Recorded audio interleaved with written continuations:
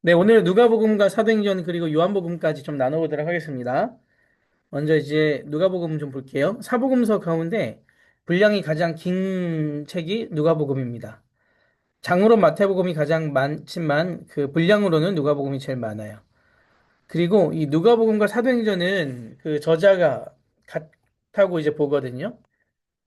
그래서 누가복음과 사도행전은 데오빌로라는 동일 수신자에게 보낸 글이에요. 그래서 그 사도행전 1장 1절을 보면 이렇게 써 있죠. 먼저 쓴 글이라는 표현이 나옵니다. 누가복음이겠죠? 음. 발신자와 수신자가 동일하고 누가복음과 사도행전은 또 내용적으로 연결이 되어 있습니다. 그래서 이제 신학자들은 이 누가복음과 사도행전을 누가행전이라고 부릅니다. 역대기가 한 권이었지만 분량이 많아서 두 개로 나눴잖아요. 역대상하로. 마찬가지로 누가복음과 사도행전도 한 권이었는데 분량이 많아서 이렇게 구분됐다라고 보는 것과 같은 개념인 거죠.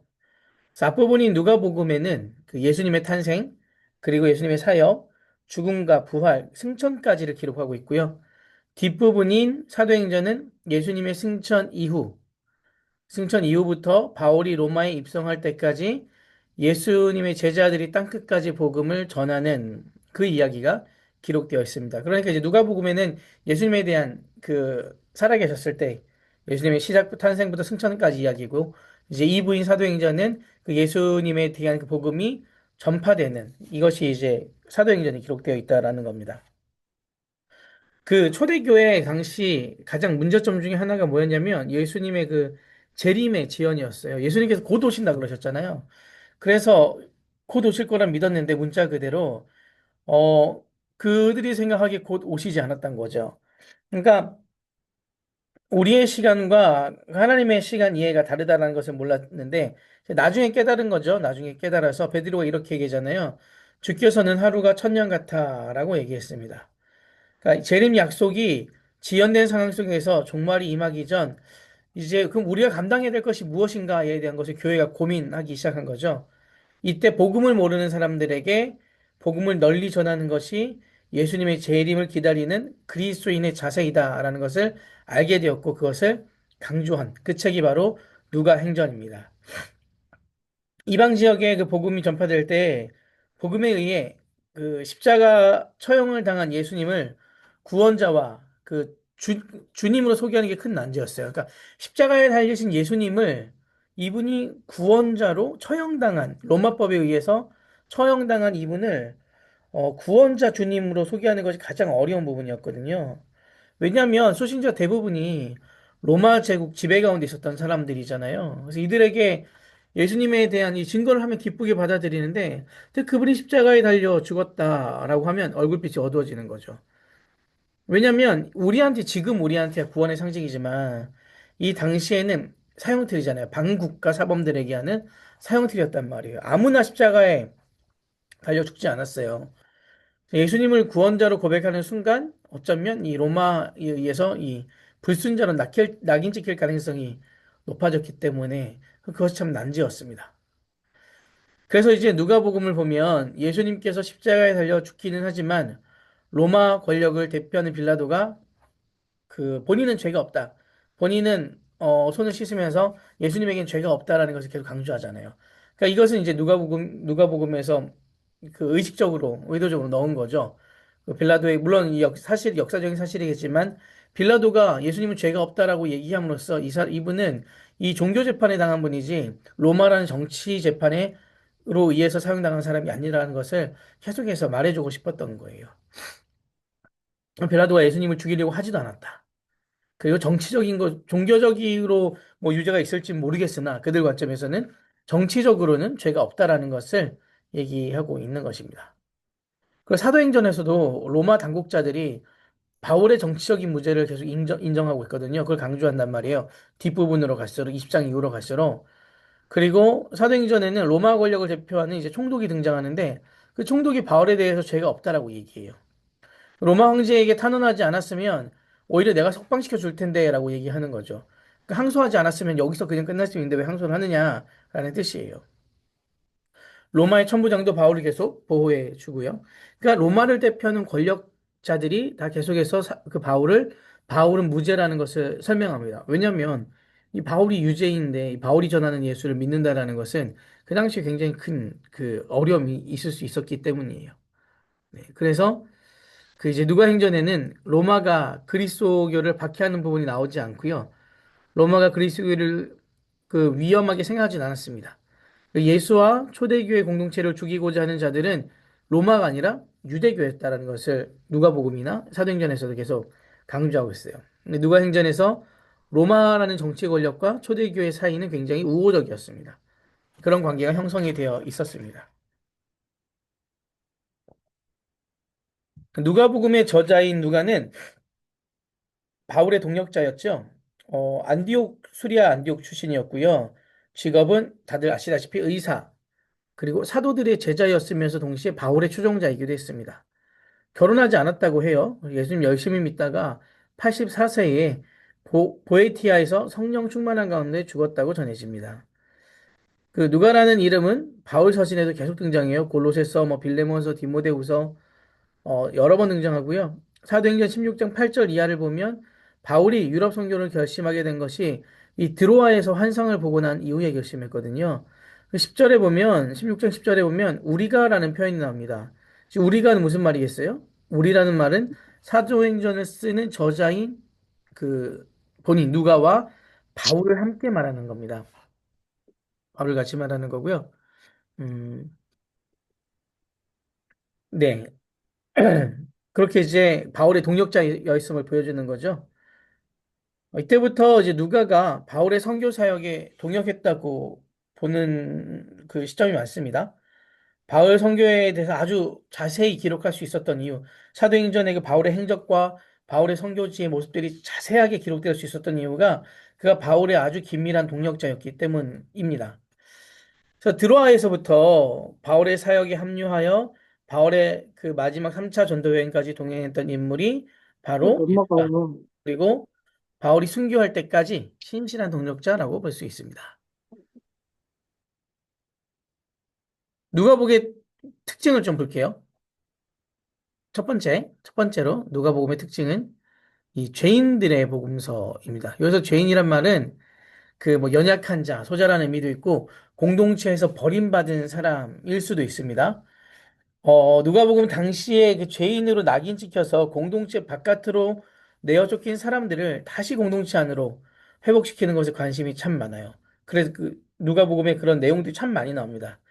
15장이 그 집중 15장에 이 내용이 많이 기록되어 있는데 잃은 양 이야기, 잃은 드라크마 이야기, 잃은 아들이 돌아온 이야기, 그 탕자 이야기죠. 이 세 비유 모두 잃은 것에 대한 관심과 잃은 것을 찾아야 한다라는 사실을 강조해요. 잃은 것을 잃은 사람들의 죄인이라고 죄인을 가리키는데 마태와 마가는 예수님이 두 강도와 함께 십자가에 처형됐다라고 기록되잖아요. 예수님의 그 좌우에.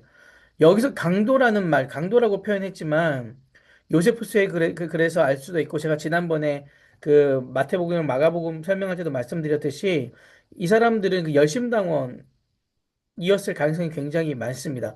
얘기했었잖아요. 유대 사회를 이루고 있었던 사람들에 대해서 SNF파랑 바리새파랑 사두개파랑 열심당원도 있었다 그러죠. 아주 극렬 그 분자들 아주 강하게 그 로마에 저항하는 저항 그 세력들이었거든요. 그렇기 때문에 그들이 정치범이었기 때문에 십자가의 양옆에 달려 죽었다라는 거죠. 그러니까 누가는 이 두 행악자와 함께 십자가에 달려 죽었다라고 기록하거든요. 여기서 행악자는 이 사회적으로 그 경멸의 대상이 되는 죄인을 가리켜요. 하나님 어떤 분이시냐면 공동체에서 내어 쫓긴 죄인들을 다시 복구시켜서 공동체 안으로 회복시키를 원하시는 분이십니다. 그러니까 하나님은 그냥 벌 주고 끝내시는 분이 아니시라 비록 그 너무나 큰 죄를 졌지만 그들을 다시금 공동체 안으로 들어오길 원하신다라는 거죠. 누가복음의 주된 그 대상들입니다. 둘째로 누가복음은 특징은 여인들에 대해서 관심이 많아요. 그래서 별명이 여인들의 복음이라고 불리기도 합니다. 누가복음은 남성 이야기를 한번 언급한 이후에 여성에 대한 이야기를 기록해요. 예를 들면 그 사가리아 이야기가 나온 다음에 마리아 이야기가 나오고 시몬 이야기가 나온 다음에 안나 이야기가 나오고 뭐 이런 패턴으로 이제 남성 이야기가 여성 이야기가 병렬적으로 있어요. 당시에 남성 중심의 사회라는 그 맥락에서는 아주 파격적인 거거든요. 여성도 하나님의 도구가 될 수 있고 은혜의 매개자가 될 수 있다라고 해서 강조합니다. 남성과 여성이 동등한 존재라는 것을 드러내고자 하는 거죠. 여인이라고 뜻하는 그 귀내라는 단어가 마태복음에 8번, 마가복음에는 14번, 누가복음에는 24번 등장합니다. 그만큼 여성들에 대해서 관심이 많은 책이 누가복음이에요. 다른 복음서에서 등장하지 않는 인물들이 많이 나옵니다. 뭐 엘리사벳도 나오고 안나, 사렙다의 과부, 나인성의 과부, 그리고 헤롯의 청지기 구사의 아내 요한나와 수산나, 갈릴리 여인들 마르다와 마리아, 그리고 18년간 꼬부라진 채로 지낸 여인, 한 드라크마를 잃어버린 여인, 맷돌을 가는 뒤여인, 불의한 재판관에게 호소하는 과부, 이렇게 굉장히 여성들의 이야기가 많이 나오는 책이 누가복음이에요. 뭐 유대인 당시 유대인 기도문을 보면 여자가 아닌 남자로 태어나는 것을 감사한 그런 내용이 나오거든요. 이제 그 정도로 이 여성들에 대해서는 굉장히 좀 취약했던 사회였는데 누가복음 그렇지 않습니다. 마리아를 아주 중요한 인물로 강조하죠. 마르다와 마리아 이야기에서는 당시에 허용되지 않았던 율법 공부의 그 장으로 여성들을 불러들이는 모습이 있기도 하거든요. 이만큼 이제 굉장히 이 여인들을 중요하게 생각하는 그 성경이 바로 누가복음이에요. 세 번째로 보면, 세 번째는 사마리아인에 대한 그 좀 관심을 많이 가져요. 그 유대 사회에서 사마리아인들은 아예 뭐 말도 안 섞고 상종하지 않는 사람들이었잖아요. 그런데 사마리아 사람들에게도 관심을 많이 갖습니다. 그러니까 사회적 약자들, 연약한 사람들, 그리고 그들이 죄인이라고 말했던 그 사람들을 아주 중요한 사람들로서 보고 있는 그 성경이 누가복음이에요. 사마리아는 이방 땅이었단 말이에요. 그래서 이 누가복음의 별명이 이방인을 위한 복음서이기도 합니다. 여인들을 위한 복음서, 이방인들을 위한 복음서. 네. 그래서 저희들도 이렇게 막힌 담을 허물기 위해서 계속 노력해야 되죠. 뭐 저희 교회는 물론 상대적으로 정말 잘하고 있는 교회입니다. 세 번째는 이 사마리아인에 대한 관심을 많이 갖는 복음서다. 네 번째는 가난한 자들의 복음서로 불렸습니다. 가난한 자들은 사회의 중심부까지 못 들어오죠. 주변부에 있는 사람들이잖아요. 한국 교회에서 이 성경을 한글로 번역할 때 제가 말씀드렸죠. 가장 먼저 번역한 성경이 누가복음이었다. 그리고 가장 사랑받는 책도 누가복음이었다. 그런데 이제 1980년 이후에 이 누가복음이 요한복음에 좀 밀리게 되죠.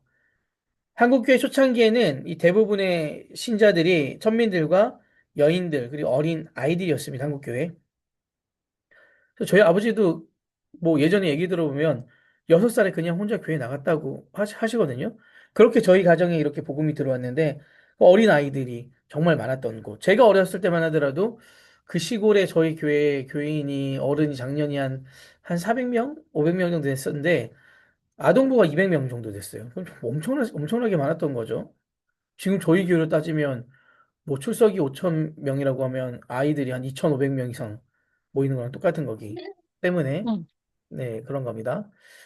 여하튼 이렇게 그 대부분의 신자들이 천민들과 여인들, 어린 아이들 그 우리나라 막 양반들과 천민들은 굉장히 이 구분이 심했었잖아요. 어 그런 뭐 질적으로 다른 존재로 규정했는데 이 누가복음을 통해서 우리나라에 있는 그 사회적 약자 계층들이 굉장히 많은 위로를 받았다라는 거죠. 그래서 누가복음이 이제 이런 부분에 관심이 굉장히 많은 성경책이고 그런 사람들을 많이 등장시킨다라는 부분들을 기억하셨으면 좋겠습니다. 그 누가는 소유와 재물 문제에 대해서도 관심을 많이 보였어요. 일반적으로 누가복음은 가난한 자들에 대한 우선적 선택이나 관심을 가진 복음서로 이해할 수 있는데 그래서 비유를 보면 어리석은 부자 비유가 누가복음에 나오죠. 재물은 소유와 축적을 위한 것이 아니라 분배와 나눔을 위한 것임을 선포하면서 재물의 사회 환원을 강조하는 사회경제적인 교훈이 담겨져 있는 비유죠. 불의한 청지기, 네, 비유. 뭐 부자와 거지, 나사로 비유. 세리장, 삭개오 비유. 그래서 부유한 사람이란 용어는 단순히 경제적인 측면만을 언급하는 것이 아니라 권력, 힘, 뭐 신분, 사회적 특권 같은 정치 경제적, 사회 문화적 위상을 나타내는 개념인데 이제 그 사람들이 계속 이제 축적을 쌓아 놓으려고 하는 부분들을 이제 누가는 그것을 나눠야 된다라는 겁니다. 왜냐하면 이 모든 소유권이 그 각 개개인 사람에게 있는 것이 아니라 하나님께 있다라는 것을 강조하기 위함이에요.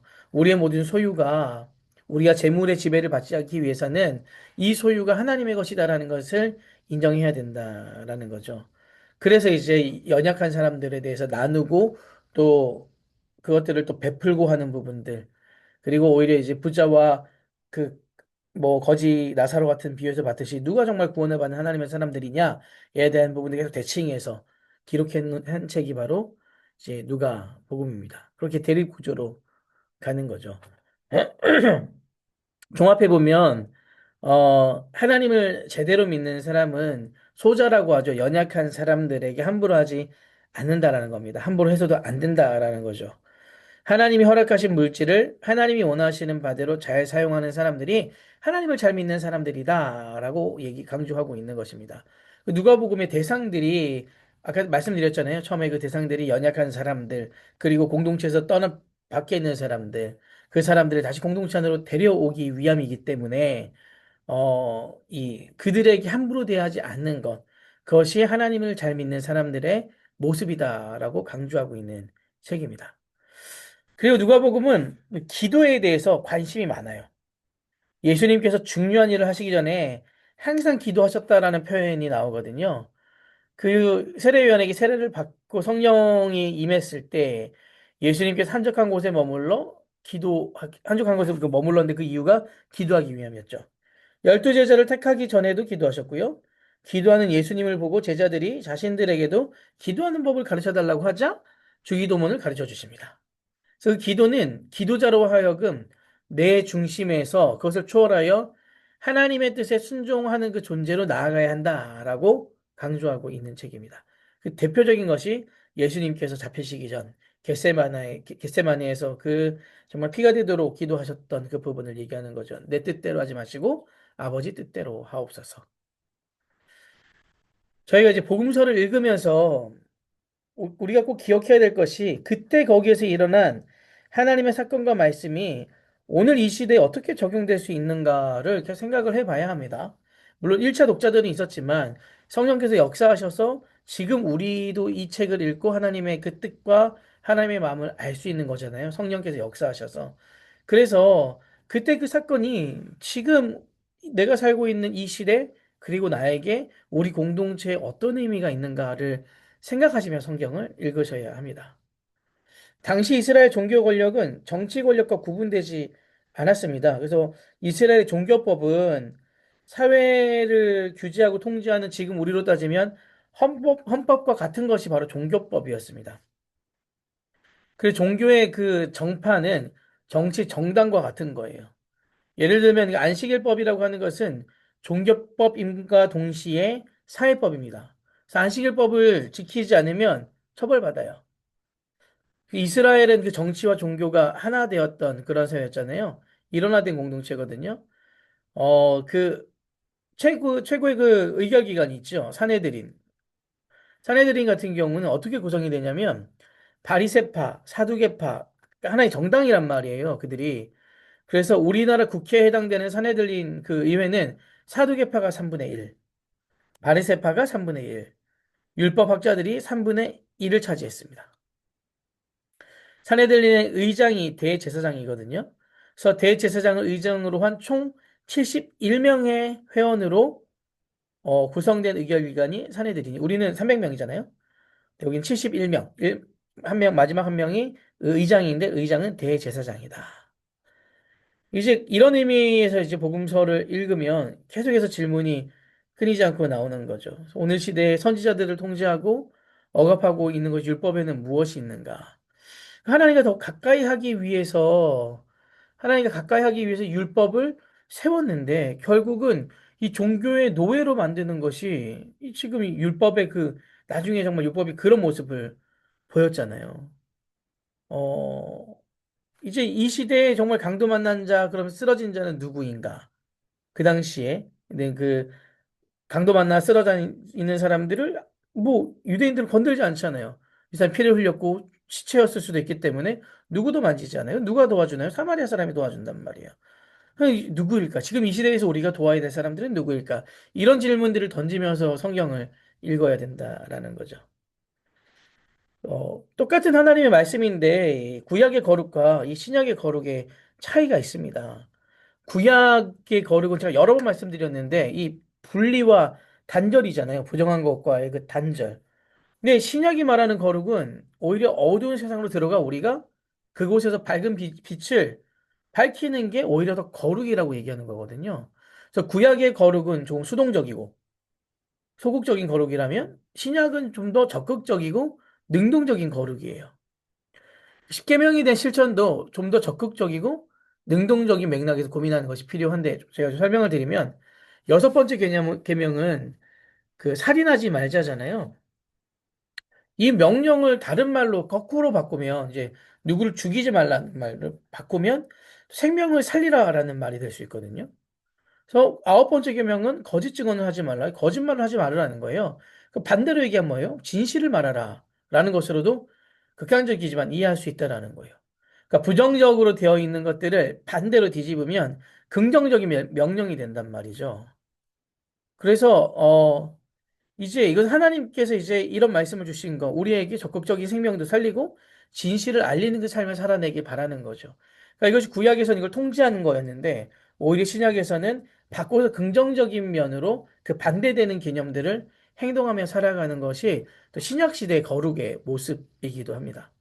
그럼 왜 구약 시대에는 이렇게 좀 금지하는 법들이 많을까요? 왜냐하면 그 당시에는 이스라엘이란 공동체가 새롭게 시작되는 공동체였단 말이에요. 되게 연약했던 공동체예요. 군대에 처음 가면 그 훈련을 한단 말이에요. 저는 6주 훈련을 했는데, 그러니까 이런 적이 있었어요. 그 예비군 훈련을 할 때, 예비군 훈련은 다 예비군들이 가죠.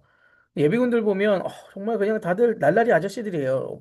뭐 저도 가면 그냥 계속 누워 있고 뭐 그러는데 훈련을 받을 때 이런 제안을 합니다. 뭐 어디에선 뭐 이렇게 화생방 훈련을 한다. 그러면 그 조교가 막 할 거 아니에요. 그러면 저희가 제안을 해요.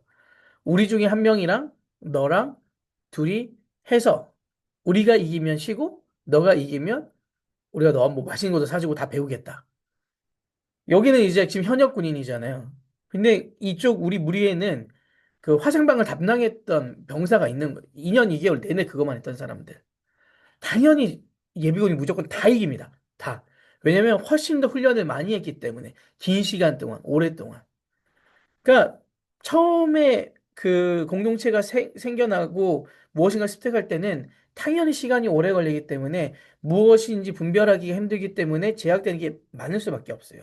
근데 그 부분들이 익숙해지면 이제 더 많은 일을 실제적으로 할 수 있다라는 거죠. 그러니까 구약은 그 당시에 공동체가 처음으로 태동되었던 공동체이기 때문에 구별되고 제한할 수밖에 없었던 거예요.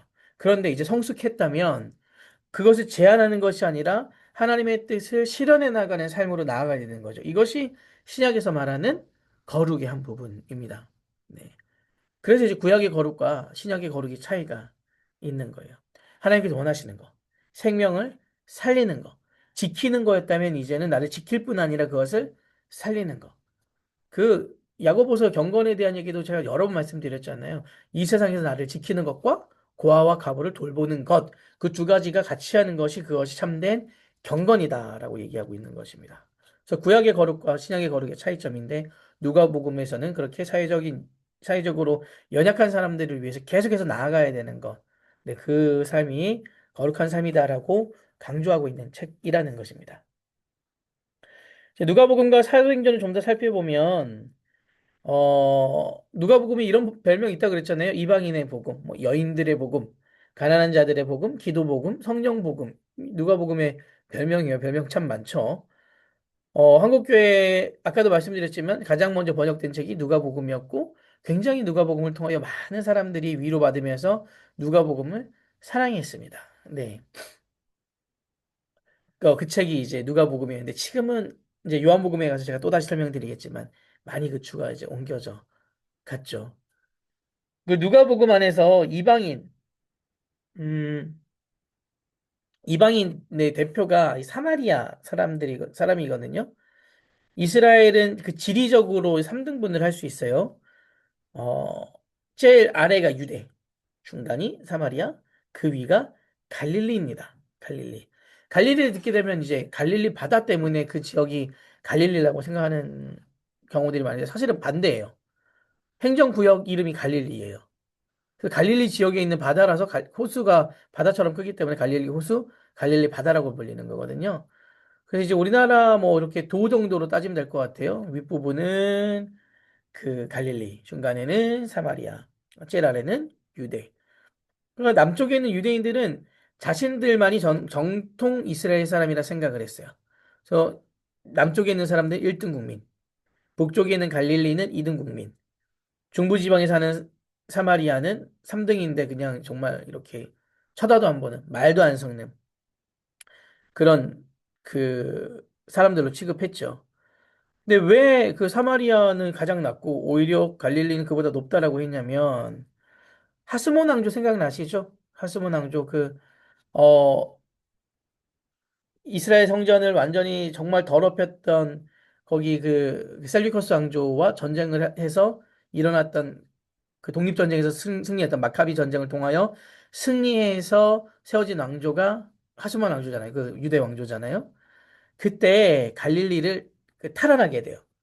뺏겼던 그 지역, 이방이라고 지역에 여겼던 그 지역을 탈환합니다.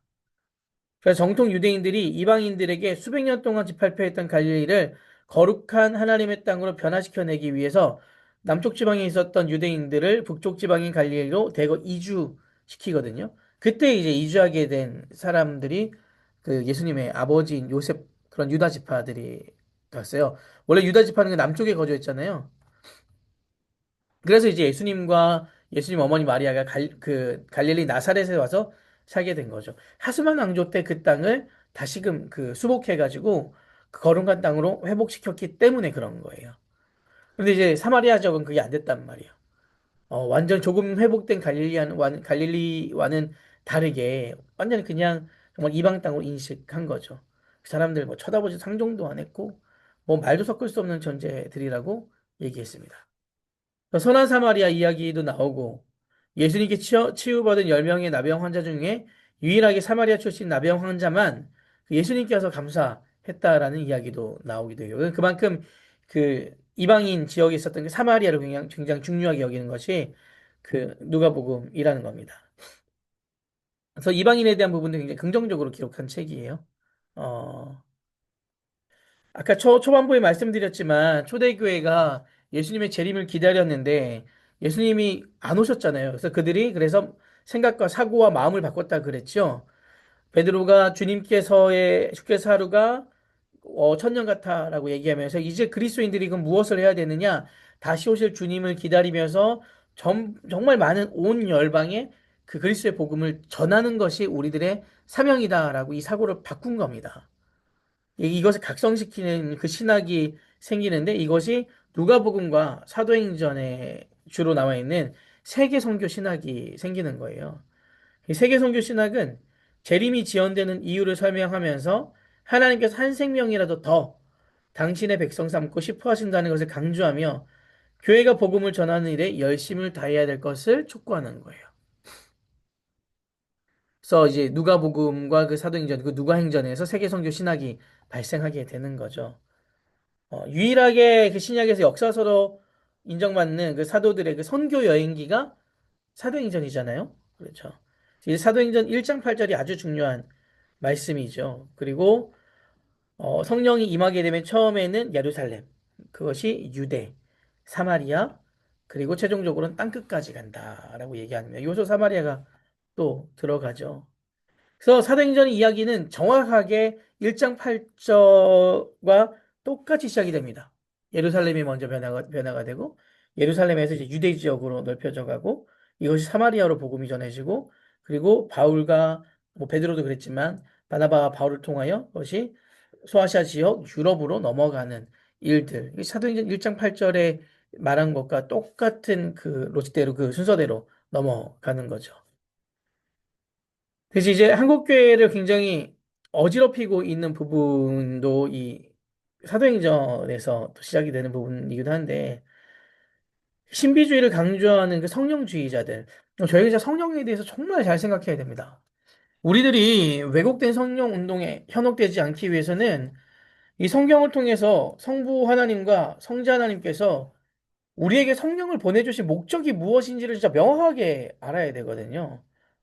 우리에게 그 성령에 대해서 보내주시는 이 부분을 명확하게 설명하는 성경 구절이 있잖아요. 그 성령을 헬라어로 파라클레토스라고 하죠. 많이 들어보셨죠?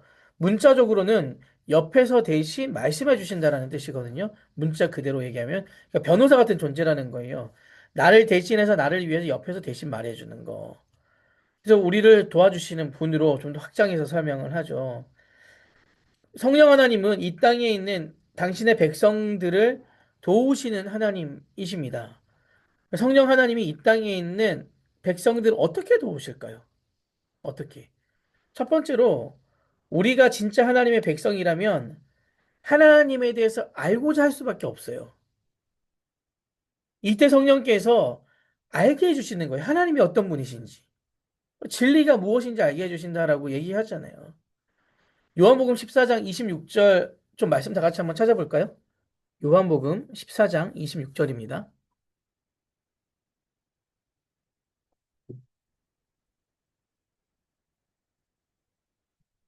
요한복음 14장 26절 함께 읽겠습니다. 시작. 보혜사 곧 아버지께서 내 이름으로 보내실 성령 그가 너희에게 모든 것을 가르치고 내가 너희에게 말한 모든 것을 생각나게 하리라. 요한복음 14장 26절에서 보혜사 곧 아버지께서 내 이름으로 보내실 성령 그가 너희에게 모든 것을 가르치고 내가 너희에게 말한 것을 모든 것을 생각나게 하신다. 하나님이 어떤 분인지 알려주시는 거, 예수님께서 가르침이 무엇인지 알게 해주시는 분이 그분이 성령님이라는 거예요. 두 번째로 하나님의 뜻을 알게 된 하나님의 백성들은 하나님의 뜻대로 살고자 하는 열망을 품게 되죠. 그래서 우리가 순종하고자는 하는데 어때요? 이 순종하는 거 너무 힘들잖아요. 결단과 실천 사이에 큰 괴리가 존재하잖아요. 우리 삶이 너무 많이 그렇지 않습니까? 뭐 저한테는 뭐 빨리 이제 3월 말까지 좀 살을 빼야 되는데 이걸 너무나 잘 알고 있는데 실천이 너무 힘든단 말이에요. 우리 하나님의 자녀로서 하나님의 뜻대로 살아가고자 하는 마음은 다 너무나 많아요, 전부 다. 근데 그대로 살아가는 게 쉬운 일이 아닙니다. 정말 쉬운 일이 아니에요. 이때 우리에게 누구에게 도움을 구해야 한다고요? 성령께 도움을 구해야 되는 거죠. 그분께서 우리에게 이 길 힘을 주시는 거예요. 성경 말씀 하나 좀 더 찾아보겠습니다. 에스겔 36장 26절 27절 찾아볼게요. 에스겔 36장 26절 27절입니다.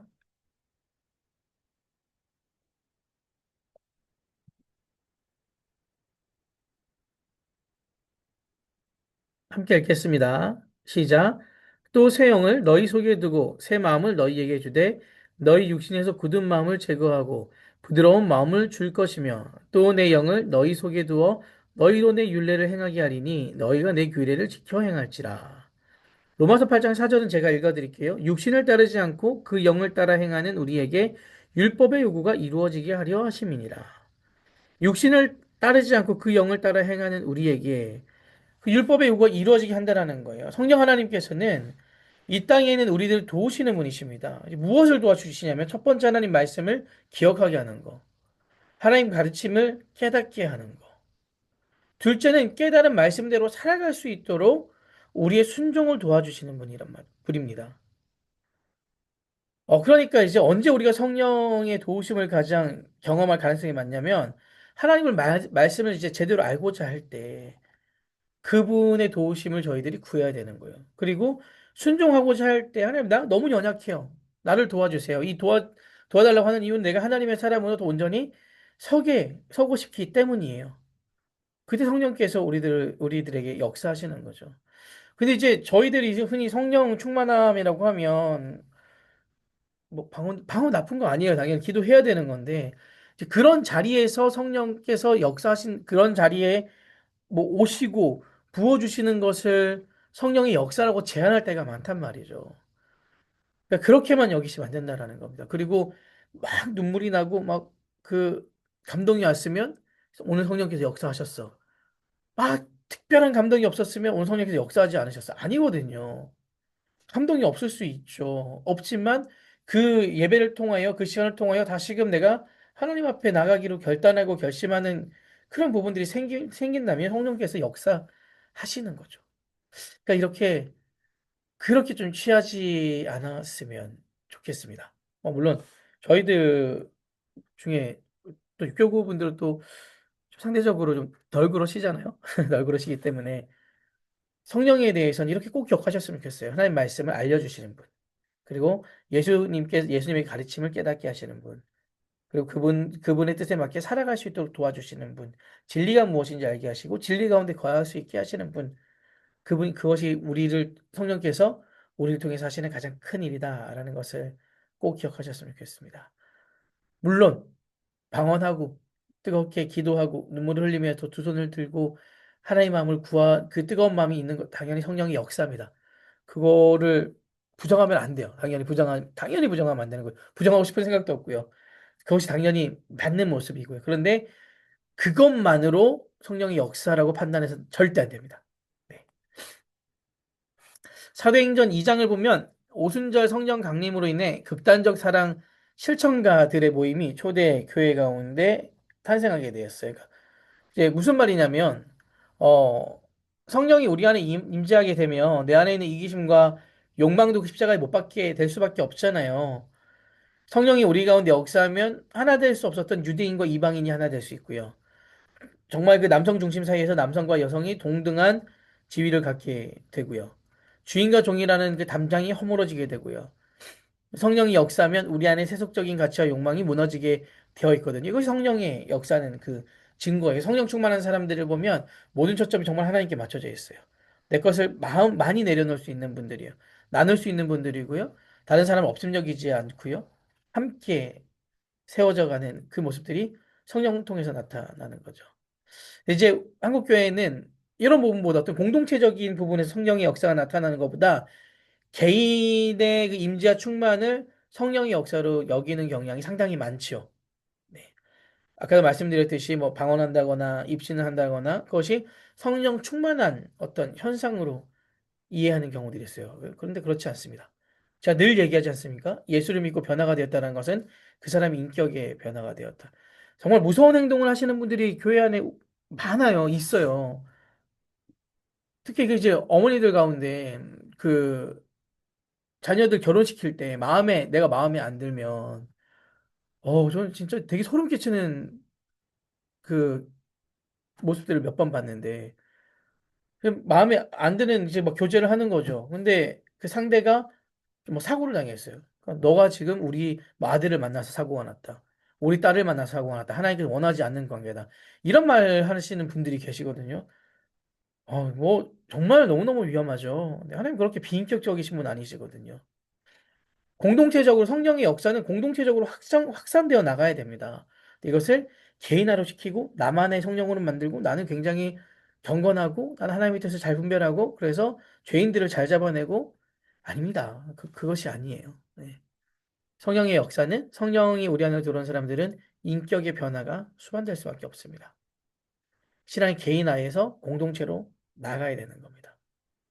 그래서 평양 대부분 운동도 그렇게 됐잖아요. 개인의 그 회개로부터 시작됐지만 그것이 공동체로 확산되어 나갔단 말이에요. 그것을 통하여 그 여러 담들이 무너졌죠. 남성과 여성의 담이 무너지고 양반과 노비의 담이 무너지고 그런 사회적인 형상, 공동체적인 현상으로까지 발전할 수밖에 없게 되는 것입니다. 이것이 진짜 성령 충만한 모습이에요. 네. 어, 사도행전 2장에서 초대교회 변화된 모습을 통해 예수님을 믿는다는 것이 무엇인지, 그리고 성령의 역사가 무엇인지에 대해서 아주 구체적으로 보여주는 모습들이 많잖아요. 자기 것을 재산을 나누고 자신의 물건을 통용하고 그것들을 또 나눠주고 뭐 집을 팔아가지고 오는 경우도 있었고 근데 이제 그런 부분들이 이 공동체를 더욱더 귀하게 여기는 모습이기 때문에 어, 보여준 것이고요. 그리고 하나님의 나라 백성들의 삶이 어떤 삶인지를 또 보여주는 책이 사도행전에 잘 기록되어 있습니다.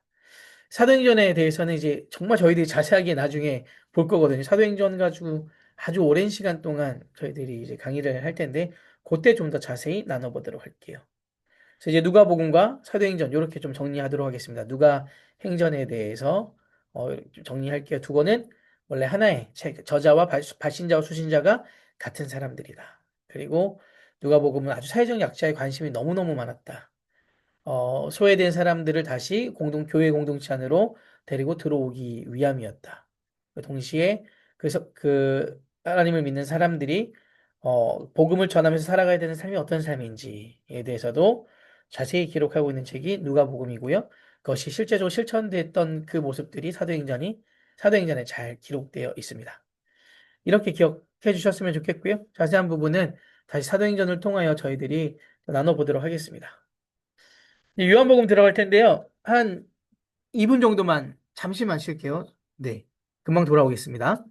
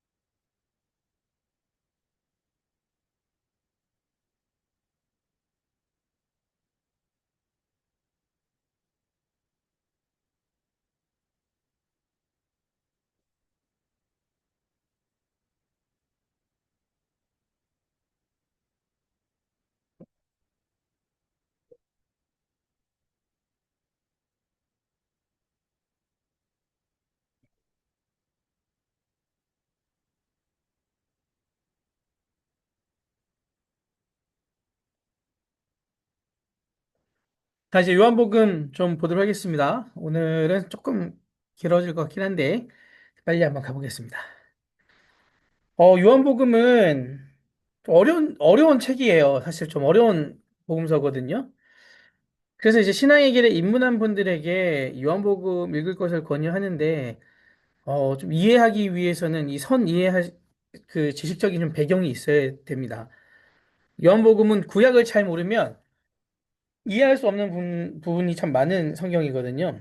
난해하고요. 그리고 1차 독자들도 요한복음 이제 쓰여진 배경이나 읽는 사람들 또한 구약에 대한 좀 이해가 깊고 그리고 그 헬라 사상에 대한 그 시대의 헬라 사상에 대한 또 이해가 있다라는 전제 하에 쓴 책이 요한복음이에요. 그래서 구약과 헬라 사상에 대한 선이해가 필요한 책이 요한복음이기도 합니다. 그래서 요한복음에는 그 헬라적 이원론적인 그 생각이 바탕에 깔려 있어요. 제가 여러 번 말씀드렸죠. 영지주의에 대해서 많이 얘기했잖아요. 영의 세계와 그리고 육의 세계가 존재한다. 그게 헬라의 기본적인 생각이거든요. 헬라 철학에. 그러니까 거룩한 세계가 있고 이 타락한 그냥 일반적인 물질의 세계가 있고 이 둘은 질적으로 다른 세계다. 이런 그 사고 바탕 위에 써진 책이 요한복음이에요. 그래서 이제 요한복음이 예수님의 그 신성에 대해서 많이 강조하고 있습니다. 공간복음은 마태, 마가, 누가는 예수님의 어떤 부분이 많이 강조되어 있다라고 제가 지난번 말씀드렸나요? 예수님의 인성에 대해서 강조했다라고 했잖아요. 우리와 똑같은 인간이셨던 예수 그리스도가 어떻게 하나님의 아들이 되셨는가? 이렇게 접근하는 게 공간복음이에요. 근데 요한복음은 출발점부터 더 달라요. 요한복음 한번 1장 1절 좀 한번 찾아볼까요? 요한복음 우리 1장을 좀 찾아보겠습니다. 함께.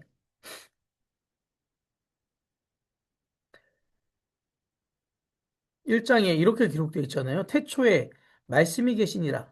이 말씀이 하나님과 함께 계셨으니 이 말씀은 곧 하나님이시라. 그가 태초에 하나님과 함께 계셨고 만물이 그로 말미암아 지은 바 되었으니 지은 것이 하나도 그가 없이 된 것이 없느니라. 그 안에 생명이 있었으니 이 생명은 사람들의 빛이라. 빛이 어둠에 비치되 어둠이 깨닫지 못하더라. 이렇게 시작한단 말이에요. 그러니까 이 요한복음은 처음 시작부터가 예수님은 하나님이시다라는 것으로 시작을 하는 거예요. 그리고 그 하나님이 어떻게 우리와 똑같은 인간이 되셨는가? 방향성이 완전히 다르거든요. 공간복음에서 가장 중요한 키워드는 하나님의 나라. 구원은 이 죽은 다음 누리는 것이 아니라 이 땅에서도 하나님의 나라를 살아가야 되는 거. 우리가 예수 그리스도를 고백하는 순간부터 우리의 구원은 시작이 되었다. 구원의 핵심은 하나님의 통치 아래 하나님의 나라를 살아간 하나님의 백성이 되는 것이다. 이것이 우리의 힘과 능력으로 이루어지는 것이 아니라 하나님의 전적인 은혜로 이루어진다라는 겁니다. 그때부터 구원받은 사람들이 하나님의 그 통치 아래 사는 것이고 하나님의 나라를 사는 것. 그리고 우리가 그 뜻대로 살아갈 때, 하나님이 다스린다는 말은 하나님이 그 말씀하신 그대로의 삶이 나를 통하여 구현된다라는 겁니다. 이제 이런 부분을 공간복음에서는 많이 강조하죠. 근데 요한복음의 중요한 키워드는 영생입니다. 영생. 그 많은 분들이 영생하면 어떻게 저희들이 생각하고 있나요? 영원한 생명. 그런데 이제 요한복음이 말하는 영생의 의미는 신적인 생명, 참 생명을 뜻하는데 하나님 통치 안에 사는 것이 영생이라고 얘기하거든요. 이제 그좀 뒷부분 더 설명을 드리겠습니다. 요한복음에서 예수님이 공생의 활동을 하신 그 대부분의 무대가 요한복음에서는 유대 땅이에요. 근데 공간복음은 어딘가요? 갈릴리란 말이죠. 유대 땅 가운데서도 예루살렘입니다. 요한복음에는 예수님께서 유월절을 지키기 위해 예루살렘을 3번 올라가셨다라고 그 기록돼 있어요. 그래서 우리가 예수님의 공생 기간을 3년으로 보는 거예요. 공간복음에서는 짧으면 몇 개월, 길면 1년입니다. 그런데 우리의 인식은 뭐예요? 예수님 공생에는 3년이다. 이 요한복음으로 인해서 그렇게 보고 있는 것이고요. 주된 언어가 하나님의 나라, 네, 사역 현장은 갈릴리, 처형되신 날짜는 유월절, 어, 니산월 1일이고 성전 정화 사건은 공생의 마지막에 이루어진 것으로 나오는 게 공간복음의 구성이에요. 그런데 요한복음에는 주된 언어가 영생이라 그랬죠. 그리고 주 사역 현장은 갈릴리가 아니라 유대 지방 예루살렘 중심. 그 방문도 세네 차례 하고요. 처형되신 날짜는 유월절 하루 전날. 성전 정화 사건도 앞에 등장합니다. 요한복음 앞부분에. 그러니까 이런 차이점이 있는 거예요. 이유가 이제 있는 거죠. 대상들 때문에. 1차 독자들 때문에. 그리고 요한복음에는 이 직접 기독론적인 자료가 많이 나옵니다. 무슨 뜻이냐면 예수님께서 내가 하나님이시다라는 것을 강조하는 거예요. 나는 하나님의 아들이다. 이것을 많이 얘기합니다. 이제 요한복음에서 이제 에고에임이라 그러잖아요. 나는 누구다라는 거. 이 선언이 여러 군데서 나오는데 그 에고에이미가 히브리어로 얘기하면 하나님께서 출애굽기에 자신을 소개할 때 나는 스스로 존재하는 자다라고 얘기하는 것과 같은 맥락으로 이어지는 얘기하는 거예요.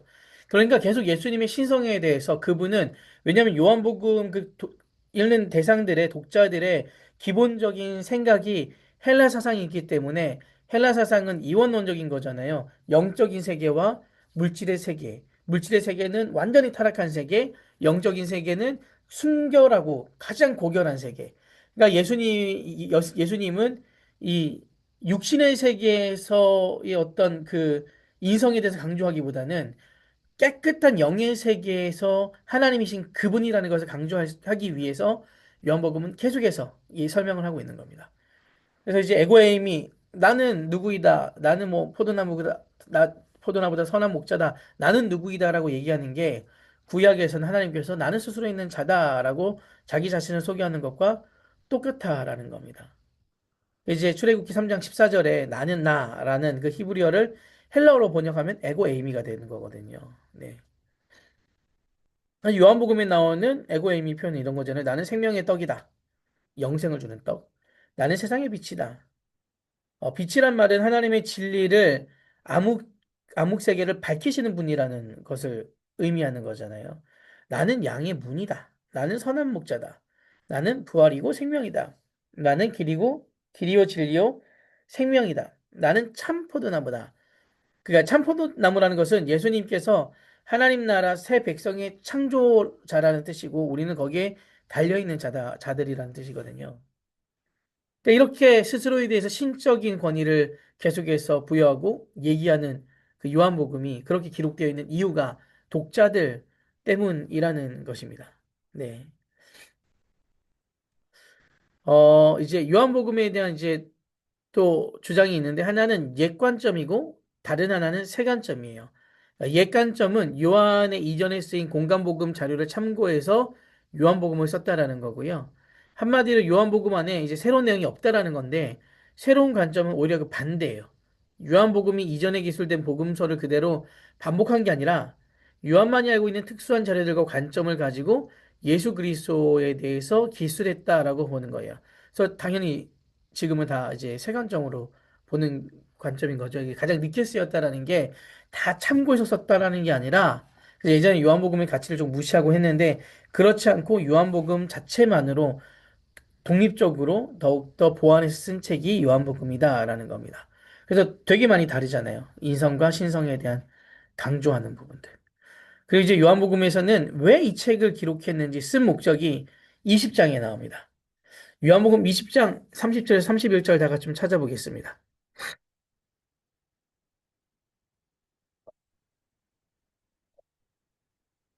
20장 30절에서 31절 같이 읽을게요. 예수께서 제자들 앞에서 이 책에 기록되지 아니한 다른 표적도 많이 행하셨으나 오직 이것을 기록함은 너희로 예수께서 하나님의 아들 그리스도이심을 믿게 하려 함이요 또 너희로 믿고 그 이름을 힘입어 생명을 얻게 하려 함이니라. 그러니까 이것이 요한이 요한복음을 쓴 목적이에요. 크게 두 가지인데요. 첫 번째, 예수님이 하나님의 아들 그리스도임을 믿게 하려 한다. 다른 하나는 그 믿음을 통하여 참된 생명을 얻게 하려고 한다. 이것이 요한복음을 기술한 목적입니다. 그래서 이제 이것을 이루기 위해서 요한 스스로 판단해서 자료들을 취사해서 선택한 거예요.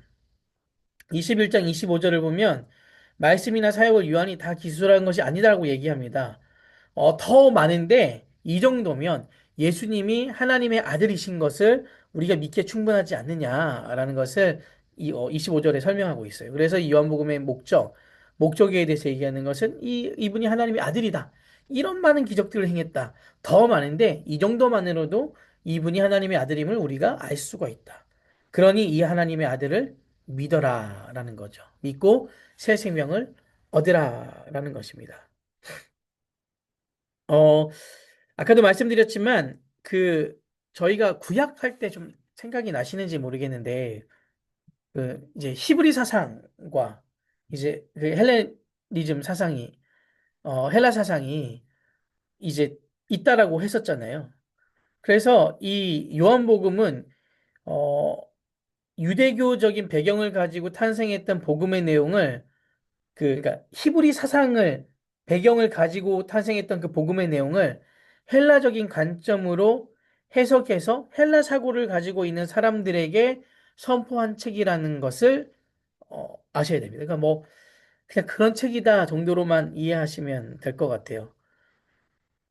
요한복음은 그 요한복음의 그 독자들은 그 당시 이제 로마가 지배했던 당시잖아요. 그렇기 때문에 헬라 사상이 가득했단 말이에요. 근데 이제 유대교 사상으로 그 이루어진 그 복음에 대해서 그것을 헬라 사상에 있는 사람들에게 전했다라는 거죠. 그렇게 쓰여진 책이라는 거죠. 그래서 이제 계속 얘기하지만 헬라의 기본적인 사상은 그 이원론적인 사상이라고 얘기했잖아요. 두 개의 세계로 나눠져 있는데 진짜 세계와 가짜 세계. 그러니까 이게 영지주의예요. 영지주의가 이런 생각이에요. 사람들은 현재 가짜 세계에 머물러 있는데 진짜 세계로 올라가기 위해서는 특별한 지식이 필요하다. 이 지식이 없으면 사람들은 특별한 세계로 올라갈 수 없다. 이제 그 특별한 지식, 그 영지라고 얘기했죠. 이 이원론적인 사고를 기반으로 해서 인도 땅에서 만들어진 종교가 힌두교입니다. 그리고 그 힌두교를 개혁하기 위해서 나온 종교가 불교예요. 힌두교와 불교는 그 윤회 사상에 기반을 두고 있는데 가장 간절한 소망이 뭐냐면 끊임없는 그 윤회로부터 해방되어 해탈하는 것. 이제 그것을 이제 깨달음이잖아요. 그 어떤 특별한 지식들. 그러니까 그다 영주주의의 영향을 다 받은 거예요. 그러니까 그런 배경을 갖고 있는 사람들에게 요한복음이 쓰여졌다. 그래서 계속 반복하지만 예수님의 그 신성에 대해서 이분의 그 고결함에 대해서 강조하고 있다라는 겁니다. 요한복음 좀 구성을 보면 크게 보면 네 부분으로 나눠져 있거든요. 1장은 서론이고요. 2장부터 12장은 표적들이 기록되어 있습니다. 그리고 13장부터 20장은 영광의 책이에요. 1장은 서론, 2장부터 12장은 표적들, 13장부터 20장은 영광의 책. 그리고 나머지는 결론이고 또 20장은 결론이고 21장 부록이기도 합니다. 중요한 것이 표적의 책과 영광의 책이라고 하는 12장부터 20장까지 부분이에요. 표적의 책과 이제 영광의 책은 하나님 말씀이었던 그분이 육신을 입고 이 땅에 내려와서 하나님의 계시와 구원을 이루고 있음을 계속 보여주는 것이 이 그 영광의 책, 표적의 책 12장부터 20장까지 내용입니다. 2장부터인 거죠. 2장부터 그 20장까지의 내용인 거예요. 그래서 그 표적들은 예수님이 누군가 하는 것을 드러내는 부분이고요. 하나님의 그 아들이라는 거죠. 그 신앙을 이끌어주는 도구가 되는 겁니다. 2장부터 12장까지는 7개 표적이 나오거든요. 제일 먼저 나오는 게 아시죠? 2장이 가나의 혼인잔치. 상징성이 있습니다. 도저히 변할 수 없었던 물이 포도주가 되는 그 사건. 우리가 죄인에서 하나님의 자녀가 될 수 없는 그 본질적으로 변할 수 없는 그 기적들이 예수님을 통해서 일어나게 될 것이다라는 것을 보여주는 것이죠. 보여주는 것이고 그것을 혼인잔치에 비유했다라는 것은 우리가 예수님과 혼인을 맺는 거룩한 신부가 되어야 한다라는 것을 보여주는 의미이기도 합니다. 그것이 그래서 요한복음 2장 첫 번째 표적으로 시작이 되는 거예요. 그 다음에 그 고관의 아들을 치유하고 베데스다 못에서 38년 된 병자를 치유하고 오병이어 사건, 또 무리를 건넨 사건, 소경을 치유하는 사건, 죽은 나사로를 부활시키는 사건. 그 공간복음은 예수님께서 행하신 그 기적들, 초자연적인 일을 이적, 디나미스라고 하거든요. 헬라어로는. 근데 요한복음은 표적이라고 얘기합니다. 세메이온이에요. 헬라어로는. 그러니까 표적과 그럼 이적은 어떤 차이가 있을까? 예를 들면 예수님께서 치유해 주셨습니다. 그래서 고쳐졌어요. 다 놀라요. 놀라운 이적이잖아요. 근데 표적은 이 목적이 이 놀라운 것에 있지 않아요. 이것을 통하여 예수님이 누구신지를 예수님이 누구신지를 알게 하는 것에 중점을 두는 것이 표적이에요. 무슨 말인지 아시겠죠? 표적은 사인입니다. 사인. 제가 한 4년 전에 금요기도회 때 예수님의 사인이라는 제목으로 말씀을 나눈 적이 있었는데, 네, 그냥 그랬다라고 한번 말씀드리는 겁니다. 표적은 이 사인이에요, 사인. 표적은 그 표적 자체를 주목하는 것이 아니라, 저기를 보라는 사인인 거예요. 달을 가리키는 손가락 같은 거란 말이에요. 손가락이 달을 가리키고 있어요. 그럼 우리가 뭘 봐야 돼요? 달을 봐야 되잖아요. 그런데 손가락을 본단 말이에요. 그 목회자를 이렇게 지나치게 우상하고 존경하는 사람들이 있죠. 이 땅에 있는 이제 목사들은 궁극적으로는 그 목사들을 통하여 하나님이 어떤 분인지 알게 해야 된단 말이에요. 근데 이제 목사들 자체가 되게 너무너무 좀 그 과분한 대접을 받고 할 때가 참 많아요. 저도 그거에 대한 늘 좀 이렇게 비친 마음이 있는데, 근데 목회자들이 나를 통하여 예수님만을 알게 된다라는 것에겐 우상숭배인 거죠. 사인이란 말이에요. 그냥 그 가르침을 통하여 교육을 통하여 하나님이 어떤 분인지 알게 되는 거죠. 없어져야 되는 존재들이에요. 이 모습 속에서. 예수님께서 행하셨던 모든 이적은 그 자체의 목적이 있는 것이 아니라 그 기적을 통하여 예수님이 어떤 분이심을 그 주목하도록 만드는 표적인 거예요. 그래서 그 손가락 역할을 하는 거. 요한복음에서는 기록 목적도 그렇게 기록하고 있습니다. 기록 목적은 이렇게 수많은 기적들이 있었는데 이것을 통하여 예수님이 하나님이시라는 것은 증명이 되었다. 그것을 말하고 있는 거죠. 그러니까 요한복음은 기적이라는 표현을 쓰지 않고 세메이온, 표적, 사인이라는 표현을 사용합니다. 그런 의미에서 예수님이 행하신 놀라운 사건들은 그 자체로 그런 사건이 있었대. 무리를 걸었대. 5천 명을 먹이고 12바구니가 남았대. 이것이 아니라 이렇게 하신 분이 바로 저 예수님이야. 하나님의 아들이야. 라는 것을 보여주는 겁니다. 그것을 말하는 거예요. 그러니까 감탄으로만 끝난다면 그 표적으로서 역할을 못하는 것이죠. 그러니까 우리 안에도 신앙생활을 하면서 놀라운 일들이 있단 말이에요. 그 하나님께서 기적을 베풀어 주시고 은혜를 베풀어 주시는 거. 그런데 그 놀라운 일에만 초점을 맞추는 것이 아니라 그것을 통하여 하나님이 나의 아버지시구나. 하나님이 살아계신 분이시구나. 하나님의 존재에 대해서 알게 되는 거. 그래서 그분께 더욱더 나의 삶을 드리고 헌신하는 것. 그렇게 나가야 되는 것이란 말이죠. 기적 자체에 마음을 빼앗겨서는 안 됩니다. 예수님을 믿는 믿음까지 나갈 뿐만 아니라 그분과 그분께서 원하시는 삶을 사는 데까지 나아가야 되는 것. 그것이 이 표적이라는 것을 꼭 기억하셨으면 좋겠습니다. 네. 음, 요한복음에서는 그 유대인이라는 표현을 한 그 70번 정도 사용을 하고 있거든요. 공간복음 전체에서 유대인이라는 표현이 20번 정도 사용된 것과 비교해서 되게 많이 사용이 됩니다. 이제 여기서 유대인들은 예수님을 도무지 이해하지 못하고 적대하는 집단을 가리키는 거예요.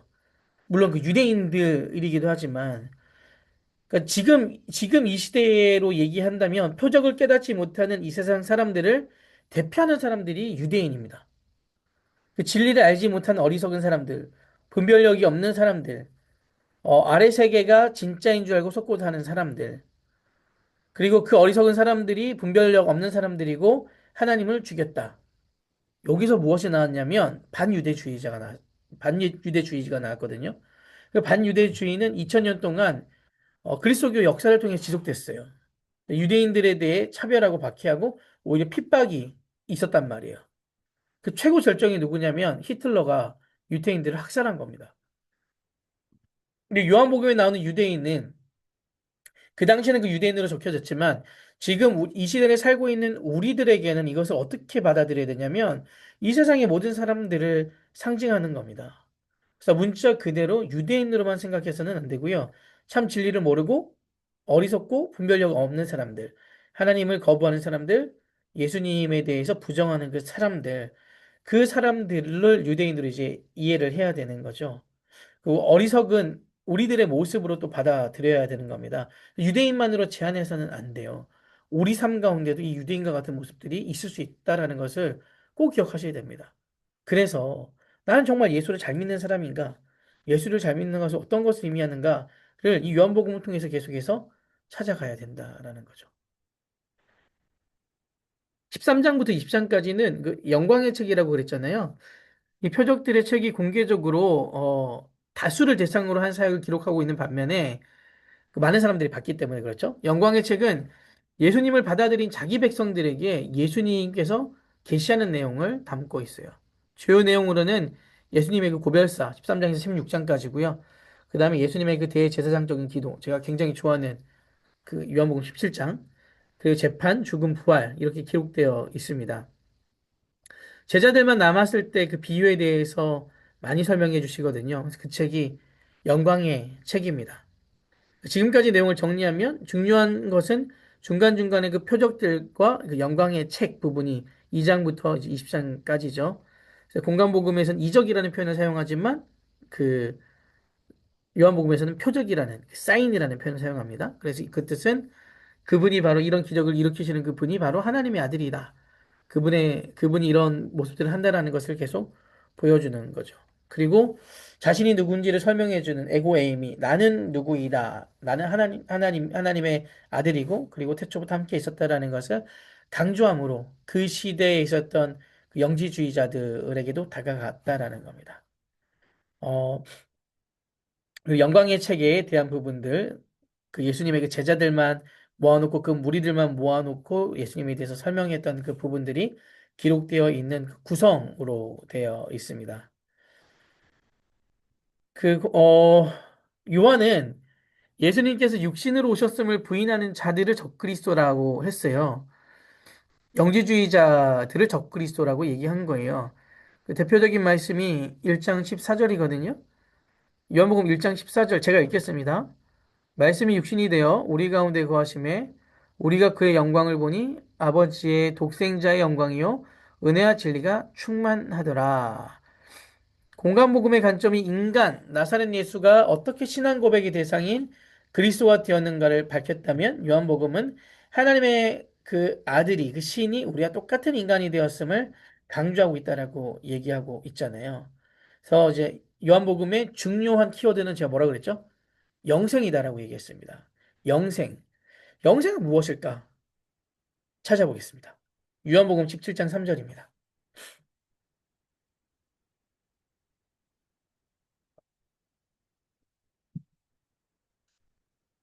요한복음 17장 3절 함께 읽겠습니다. 영생은 곧 유일하신 참 하나님과 그가 보내신 자 예수 그리스도를 아는 것이니라. 영생은 곧 유일하신 참 하나님과 그가 보내신 자 예수 그리스도를 아는 것이니라.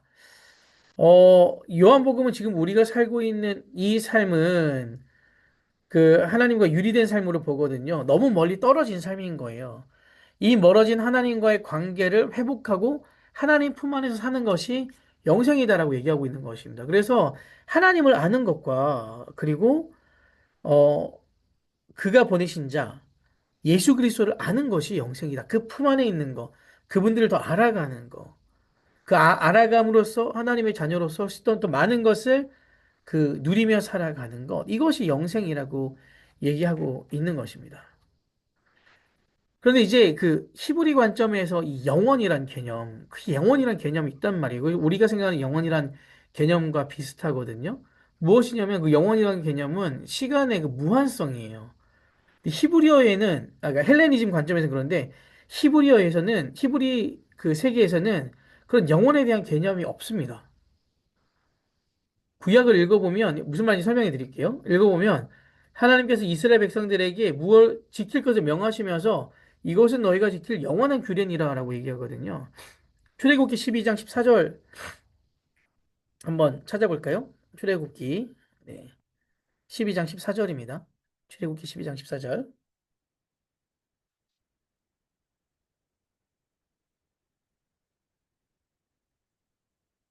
자, 함께 읽겠습니다. 시작. 너희는 이날을 기념하여 여호와의 절기를 삼아 영원한 규례로 대대로 지킬지니라.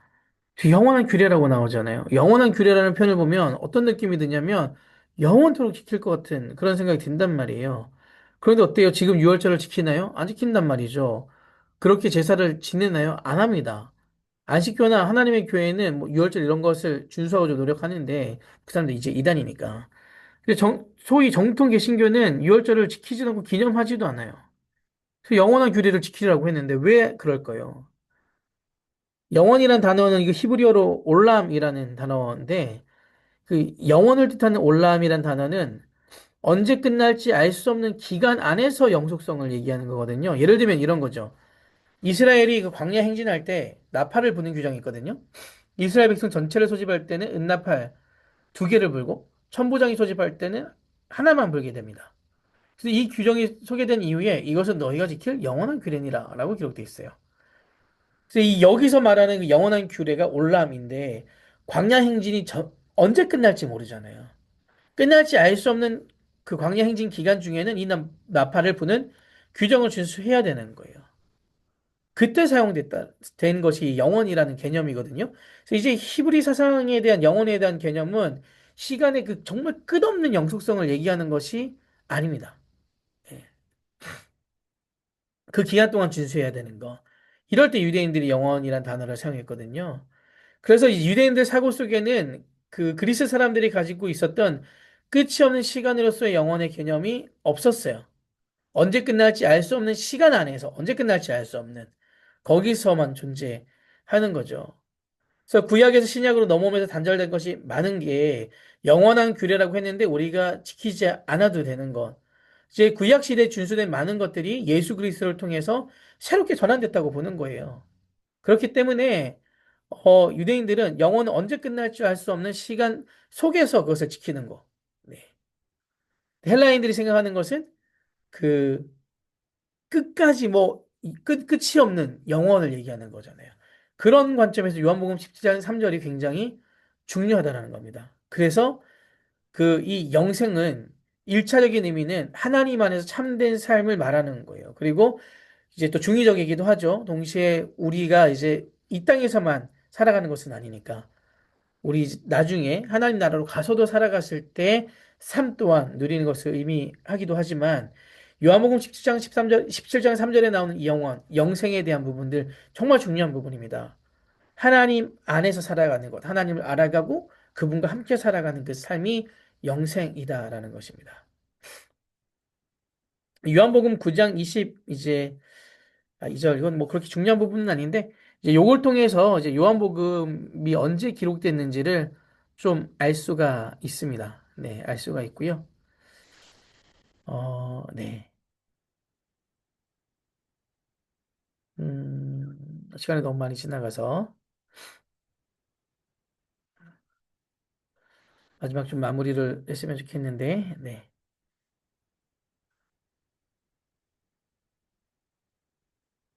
성령에 대한 부분들을 조금 나누고 마무리하도록 할게요. 네.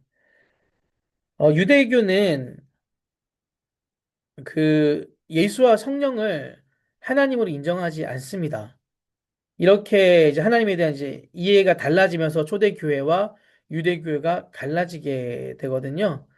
그러니까 이제 유대교와 어, 그 초대교회가 갈라지게 되는 이제 갈등들에 대한 여러 가지 이유들이 있는데 성경 해석의 차이가 있고 또 여성에 대한 인식 차이가 있어요. 유대교는 여전히 남성이 중요한 곳이었죠. 세 번째는 이제 하나님을 어디서 만날 수 있는가? 유대교는 성전에서 당연히 만날 수 있다고 생각했고요. 그리고 초대교회는 예수 그리스도의 이름으로 믿는 그 두세 사람이 모인 곳에 하나님께서 함께 하신다라고 했죠. 그래서 어떤 공간적인 개념보다는 그래서 가정 중심으로 많이 모였던 거예요. 초대교회는. 하나님의 이제 이해에 대한 차이도 달랐죠. 유대교는 지금 방금 말씀드렸듯이 하나님 외에 성령 하나님과 성자 하나님을 인정하지 않습니다. 갈라지게 되었는데 이제 사도행전을 보시면 제자들이 완전히 새로운 존재로 탈바꿈하게 되잖아요. 완전히 새로운 존재로.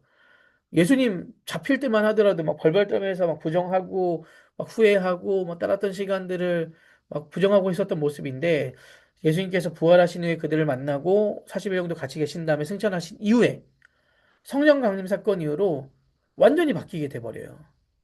근데 이 어떻게 이렇게 바뀔 수 있게 됐을까? 성령의 역사가 그만큼 강력해서 그런 것인가? 요한복음 17장 16절 말씀, 16장 7절 말씀에 이렇게 기록되어 있습니다. 그러나 내가 너희에게 실상을 말하노니 내가 떠나가는 것이 너희에게 유익이라. 내가 떠나가지 아니하면 보혜사가 너희에게로 오시지 아니할 것이요 가면 그를 너희에게 보내르니. 이 말씀이 되게 중요한데 그 요한복음이 우리에게 중요한 이유가 이제 이 부분이에요. 예수님께서 끊임없이 제자들에게 자신이 어떤 존재인지를 말씀해 주셨잖아요. 나는 태초부터 하나님이었고 하나님으로부터 이 땅에 왔고 다시 하나님께로 돌아간다는 이야기를 계속했단 말이에요. 다른 공간 복음서와 다르게 요한복음이 되게 많이 얘기한단 말이죠. 그러니까 이제 그런 얘기를 들으면 제자들이 불안해지잖아요. 왜냐하면 이들이 바랬던 것은 예수님이 로마 황제가 되고 자신들이 거기에 뭐 이제 장관들이 되는 건데 자꾸 간다고 하니까 불안한 거죠. 예수님 중심으로 모인 사람들이고 예수님이 사라지면 이 조직은 와해될 수밖에 없는데 불안한 겁니다. 그때 예수님께서 하신 말씀이 16장 7절이에요. 내가 너희에게 실상을 말하노니 내가 떠나가는 것이 너희에게 유익이다. 내가 떠나가지 아니하면 보혜사가 너희에게로 오시지 않을 것이요 가면 그를 너희에게 보낼 것이다. 하나님께서 이제 돌아가시면 성령을 보내줄 것이기 때문이잖아요. 성령님께서 이제 임재하시기 때문이잖아요. 그리고 예수님의 말씀처럼 승천하시고 열흘 후에 성령이 임했습니다. 그 제자들은 되게 불안했을 거예요. 왜냐하면 제자들의 원래 본 활동지는 갈릴리인데 예수님 어디를 떠나지 말라 그래요? 예루살렘을 떠나지 말라고 그랬단 말이에요. 얼마나 불안해요. 안 그래도 눈치 보이는데 그리고 어떤 그 해를 당할지 모르는데 그런데 그 제자들이 예수님 말씀을 기억하며 모여서 기도하고 말씀을 강론했단 말이죠. 네. 열흘 후에 성령께서 역사하십니다. 그 약속된 성령이 임한 것을 보면서 제자들이 다시 한번 확신한 거예요. 예수님의 말씀이 이루어졌구나. 예수님께서 완전히 떠나신 것이 아니라 그리고 우리에게 더 좋은 것을 보내주신다고 약속하셨는데 그 성령이 오셨구나.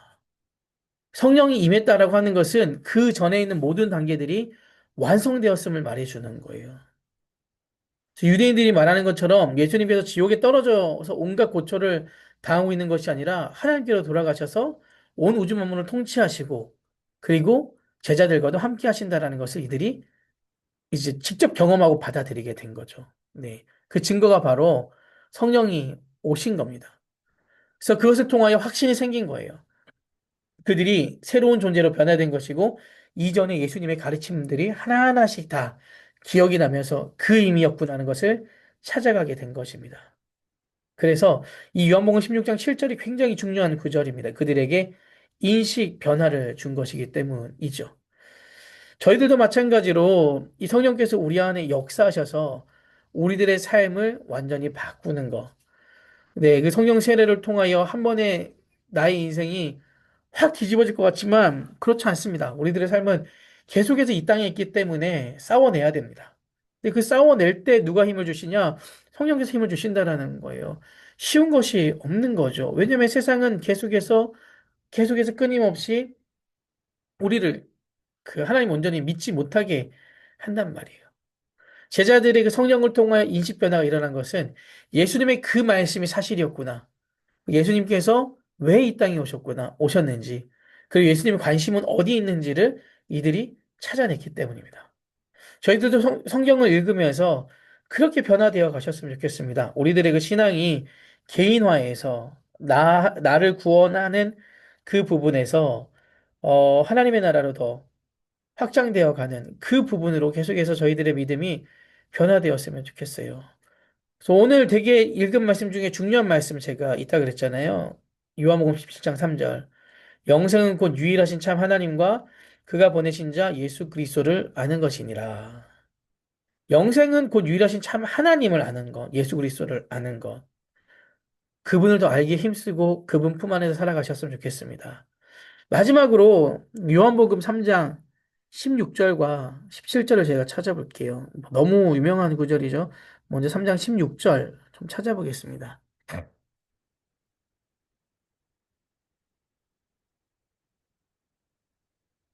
이 부분은 위에, 니고데모의 대화로부터 이어지는 거거든요. 이어지는 건데. 다 한번 같이 읽어보겠습니다. 16장 시작. 하나님이 세상을 이처럼 사랑하사 독생자를 주셨으니 이는 그를 믿는 자마다 멸망하지 않고 영생을 얻게 하려 하심이라. 이 말씀이 우리가 다 받아들이잖아요. 그래서 나는 이 말씀을 믿기 때문에 이제 구원받았다라는 것을 믿는 거죠. 근데 중요한 문장이 있잖아요. 하나님이 나를 이처럼 사랑하사라고 기록되어 있나요? 세상을 이처럼 사랑하사라고 기록되어 있나요? 하나님은 세상을 이처럼 사랑하사. 나는 그 세상 안에 포함된 거죠. 하나님 나를 정말 사랑하셔서 예수님을 보내주셨지만 하나님의 관심은 나에게만 있는 것은 아닙니다. 그렇게 생각하시면 안 돼요. 17절 말씀도 같이 보겠습니다. 하나님이 그 아들을 세상에 보내신 것은 세상을 심판하려 하심이 아니요 그로 말미암아 세상이 구원을 받게 하려 하심이라. 하나님의 관심 바로 믿지 않는 사람들, 하나님을 모르는 사람들이 하나님을 알므로써 구원받게 하는 데 관심이 있다는 거예요. 근데 3장 16절을 잘못 해석하면 내가 구원받은 것에서 제한을 두고 있는데 할 수 있는데 그렇지 않습니다. 하나님의 관심은 어디에 있다고요? 세상 사람들이 심판받는 것이 아니라 세상 모든 사람들이 구원 얻는 것. 이것을 요한복음 17장 3절과 연결해서 보면은 하나님과 그가 보내신 자 예수 그리스도를 아는 것, 그것이 영생이라 그랬는데 하나님 품 안에서 사는 것이라 그랬는데 그러면 하나님을 아는 것은 무엇일까요? 하나님의 관심이 어디 있는지 아는 것이잖아요. 그것이 하나님 품 안에서 사는 사람들이 살아가야 되는 것입니다. 하나님이 세상을 이처럼 사랑하사. 하나님의 관심은 세상을 심판하려는 것이 아니라 모든 사람들이 구원을 얻게 하려 하십니다. 저희들의 믿음의 방향이 성경을 읽음으로써 그리고 더욱더 성숙된 그리스도인에서 나아가면서 이 방향으로 나아갔으면 좋겠습니다. 그런 육교구 모든 식구들이 되셨으면 좋겠어요. 제가 계속 얘기하지만 이게 제가 그렇게 느끼고 있어서 그런 것 같아요. 너무너무 쉽지 않아요. 집에 가서도 이렇게 제가 항상 자기 전에 기도하고 좀 책을 보는데 책을 딱 보고 나서 덮고 그냥 자야 되는데 자꾸 손에 핸드폰을 무의식적으로 들어요. 여기서 낭비하는 시간들이 되게 많거든요. 안 하고 싶은데 궁금하고 재밌고 그러니까. 이런 부분도 전 연관이 있다라고 보는 거예요. 그러니까 그만 우리가 이렇게 치열하게 이 세상에 싸울 부분들이 영역들이 참 많다라는 거죠. 하나님의 관심에 우리 관심을 두고 우리들의 신앙생활이 그 방향으로 흘러갔으면 좋겠습니다. 이렇게 이제 마쳤습니다. 네. 저희가 오늘로서 복음서를 마무리하게 됐는데 그 신구약 중간사라 불리는 제2성전기라고 제가 좀 얘기하자 그랬죠. 거기에 대해서 공부했고요. 복음서의 그 배경이 되는 부분에 대해서도 공부했습니다. 공간복음 3권 그리고 요한복음까지 오늘 이로써 마무리했고 사도행전도 조금 다뤘습니다. 사도행전은 마지막 부분에 좀 길게 다룰 예정이고요. 디테일하게 보면서 예수님의 인성을 강조한 공간복음, 신성을 강조한 요한복음, 어, 이제 각자 독자들이 다르기 때문에 추구하는 방향이 다르다는 것을 또 알게 됐습니다. 저희들이 하나님을 아는 것, 그분과 함께 살아가는 것이 영생임을 기억하는 우리 육교구 식구들이 되길 바랍니다. 다음 주부터는 네, 바울서신으로 가보도록 하겠습니다. 제가 기도하고 마치겠습니다. 하나님 감사합니다. 긴 시간이었음에도 불구하고 오늘 또 이 시간을 통하여 하나님을 알게 하시니 감사합니다. 하나님, 우리를 먼저 구원하신 그 사랑을 기억하게 하시고 영생, 곧 하나님과 그를 보내신 예수 그리스도를 아는 것이라 했는데 그 하나님을 알아감으로써 주님 품 안에서 거하며 하나님께서 바라시는 그곳을 향하여 나아가고 살아가는 저희들 되게 하여 주시옵소서. 예수님 이름으로 기도합니다. 아멘. 감사합니다.